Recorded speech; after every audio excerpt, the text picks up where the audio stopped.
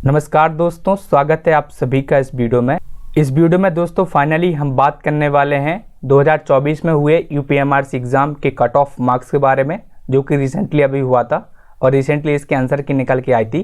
तो आप में से काफ़ी लोगों ने दोस्तों कमेंट्स किया था कि भैया कट ऑफ पर वीडियो बनाइए, कट ऑफ। तो इतने सारे कमेंट्स आए कि बता नहीं सकते। तो फाइनली इस वीडियो हम कट ऑफ के बारे में यहाँ पर बात करने वाले हैं। तो अगर आपने भी दोस्तों यूपीएमआरसी का एग्ज़ाम दिया था तो आगे इस वीडियो को देखते रहिएगा। बस वीडियो में आगे बढ़ने से पहले अगर आप नए हैं चैनल पे तो चैनल को सब्सक्राइब कर लीजिएगा इसी प्रकार के अपडेट के लिए। तो चलिए शुरू करते हैं। अब यहाँ पे दोस्तों बात करें अगर official cut off mark list की, तो दोस्तों जो ऑफिशियल कट ऑफ मार्क्स की लिस्ट है वो दोस्तों आप सभी को Uttar Pradesh metro rail corporation यानी यूपीएमआरसी के द्वारा प्रोवाइड की जाएगी, जो कि रिजल्ट के अनाउंसमेंट के साथ आपको यहाँ पे प्रोवाइड की जाएगी। अब यहाँ पे चाहे अगर मैं हूँ या फिर कोई और यूट्यूब चैनल वाले हो जो कि आपको कट ऑफ के मार्क्स बताते हैं, तो वो वहाँ पे दोस्तों आप सभी को एक्सपेक्टेड कट ऑफ मार्क्स बताते हैं, संभावित कट ऑफ मार्क्स बताते हैं, अनुमानित कट ऑफ मार्क्स आपको बताते हैं।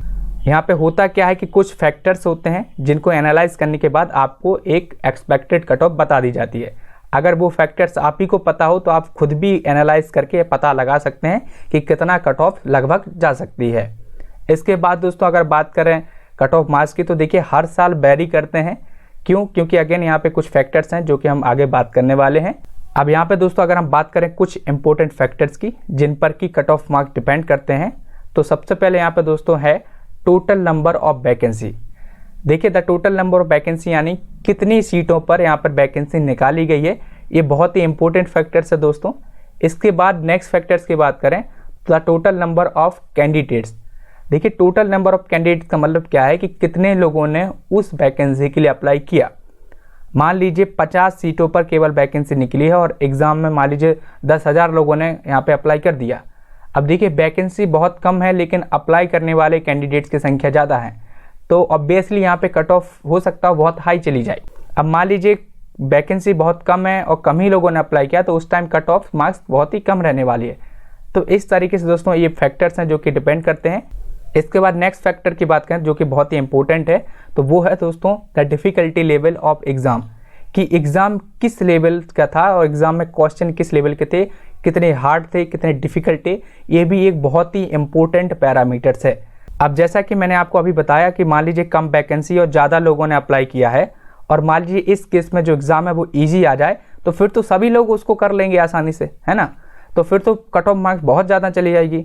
तो इस केस में एग्ज़ाम का लेवल या फिर एग्ज़ाम में जो क्वेश्चन है उनका लेवल भी बहुत ही इंपॉर्टेंट पैरामीटर्स है, बहुत ही इंपॉर्टेंट फैक्टर्स है। इसके बाद सबसे इंपॉर्टेंट पैरामीटर्स की बात करें जो कि है your performance in the exam. जी हाँ दोस्तों, सबसे इंपॉर्टेंट पैरामीटर्स यही है कि भैया आपकी परफॉर्मेंस कैसी है एग्ज़ाम में।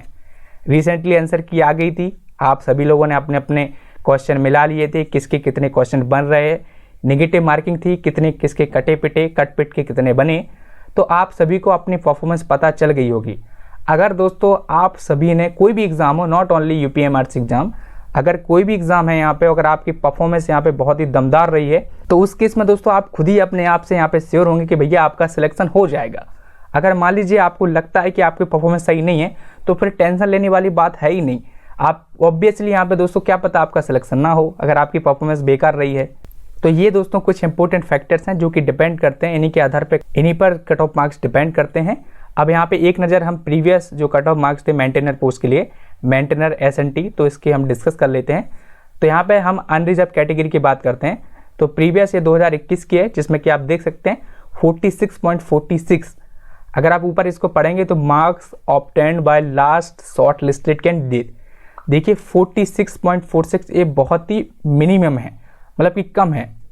अब होता क्या है यहाँ पे दोस्तों, मान लीजिए कोई भी डिपार्टमेंट है, मान लीजिए उस पर 50 सीट्स हैं जिन पर की वैकेंसी निकाली गई है, तो वो डिपार्टमेंट दोस्तों क्या करता है कि 50 से 2 गुना या 3 गुना ज़्यादा स्टूडेंट को शॉर्ट लिस्टेड कर लेता है। अब मान लीजिए जो 50 लोग हैं जिनको कि उन्हें ज्वाइनिंग देना है, मान लीजिए उन्होंने शुरुआत में जो शॉर्ट लिस्टेड किए जिनको ज्वाइन किया, मान लीजिए उनमें से कुछ लोगों के डॉक्यूमेंट सही नहीं है या फिर किसी को कोई प्रॉब्लम है या फिर किसी ने ज्वाइन ही नहीं किया, तो उस केस में किसी और कैंडिडेट को तो चाहिए पड़ेगा ना उस वैकेंसी के लिए, उस पोस्ट के लिए। तो उस टाइम दोस्तों जो एक्स्ट्रा कैंडिडेट शॉर्टलिस्ट किए जाते हैं तो वो उन्हीं के लिए किए जाते हैं। अब यहाँ पे फाइनली हम बात करते हैं कि भैया कितनी कट ऑफ जाएगी 2024 में अगर आपने भी मेंटेनर का एग्ज़ाम दिया है। अब देखिए दोस्तों, मैं कोई यहाँ पे 30 मार्क का नहीं हूँ, ना ही मैं कोई भगवान हूँ कि आपको फ्यूचर देख के बता रहा हूँ, और ना ही मैं यहाँ पे कोई आपको नंबर्स देने वाला हूँ कि भैया 50 नंबर हैं ±4%, ±10%, या फिर 80 नंबर दे दिए और ±2%। ये सब बिल्कुल भी मैं करने नहीं वाला हूँ। जस्ट आप इतना मान के चलिए, अगर आप जनरल कैटेगरी से हैं और आपने अगर 70% से ऊपर स्कोर किया है, देखिए यहाँ पे मैं परसेंटेज में बात कर रहा हूँ, आप नंबर्स अपने लगा लीजिएगा। अगर आपने 70% से ऊपर स्कोर किया है तो आप मान के चलिए कि आपका यहाँ पे सिलेक्शन हो जाएगा, आप शॉर्ट लिस्टेड यहाँ पे हो जाएंगे।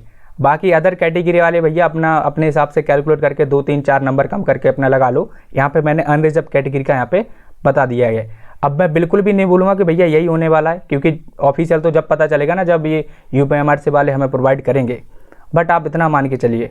और मेरी समझ से तो दोस्तों आप में से किसी भी स्टूडेंट को कट ऑफ मार्क्स से रिलेटेड टेंशन करनी नहीं चाहिए, इवन सोचना भी नहीं चाहिए इसके बारे में अभी। क्यों? क्योंकि देखिए, आप सभी लोगों ने एग्जाम अटेम्प्ट किया, एग्जाम दिया, आपकी ड्यूटी पूरी हुई, उसके बाद आंसर की आई, आंसर की में आप सभी ने अपने अपने क्वेश्चन मिलाए, देखा कि कितना कैसे क्या स्कोर बन रहा है आपका, यहाँ तक आपकी ड्यूटी समाप्त हुई। इसके बाद कट ऑफ मार्क्स देना ये UPMRC वालों की जिम्मेदारी है। तो बस दोस्तों यही था। अगर आपके कोई डाउट है तो नीचे कमेंट सेक्शन में जरूर से बताइएगा। वीडियो अच्छा लगा हो तो उसको लाइक जरूर से कीजिएगा, शेयर करना बहुत जरूरी है, तो जल्दी से शेयर कर दो इस वीडियो को। और अभी तक अगर आपने सब्सक्राइब नहीं किया है चैनल को तो सब्सक्राइब करते जरूर से जाइएगा। तो इस वीडियो में इतना ही, मिलते हैं फिर किसी वीडियो में। जय हिंद, वंदे मातरम।